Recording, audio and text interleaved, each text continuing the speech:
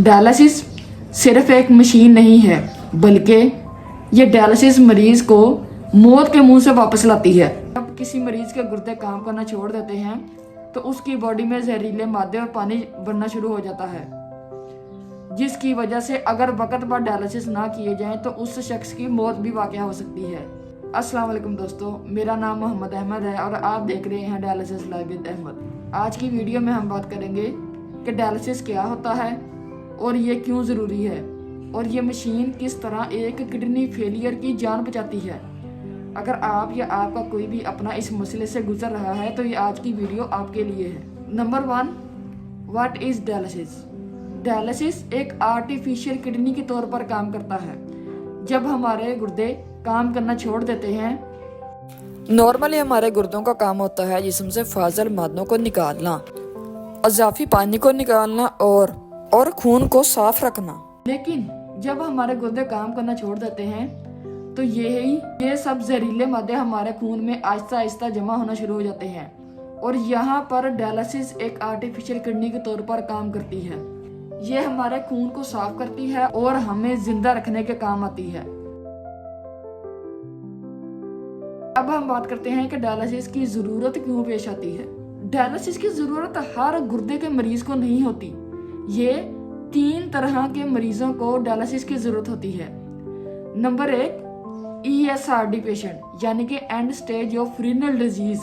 इसमें kidney permanently ही fail हो जाती है। नंबर 2, AKI, यानी कि अक्यूट किडनी इंजरी, यानी कि जब अचानक आपके गुर्दे खराब हो जाएं, किसी भी वजह से अचानक गुर्दे खराब हो जाएं तो इस मसले को AKI यानी कि अक्यूट किडनी इंजरी बोला जाता है। हालत क्यों पैदा होती है? जब आपके जिस्म में जहरीले मादे अचानक किसी वजह से बढ़ जाते हैं या किसी मेडिसिन का साइड इफेक्ट हो, तब भी आप AKI के पेशेंट बन सकते हैं, और इस वक्त डायलिसिस का होना लाजमी होता है ताकि आपकी ज़िंदगी को बचाया जा सके और आप परमानेंट डायलिसिस पे ना जाएं। नंबर 3 पे बात करते हैं कि किन सूरत हाल में डायलिसिस का अर्जेंट होना लाजमी है। कुछ सिचुएशन ऐसी बन जाती हैं कि अगर वहां पर डायलिसिस को डिले किया जाए तो उसका मतलब होता है मौत, जैसा कि ज्यादा पानी का जिस्म में जमा हो जाना, फ्लूइड का ओवरलोड हो जाना, पेशेंट को सांस लेने में मुश्किल पेश आना, जैसा कि मैं खुद भी इसी मसले से गुजरा हूँ कि मुझे एकदम से सांस आना बंद हो गया था। पोटेशियम का लेवल हाई हो जाना, क्योंकि ये आपके दिल को बंद कर सकता है।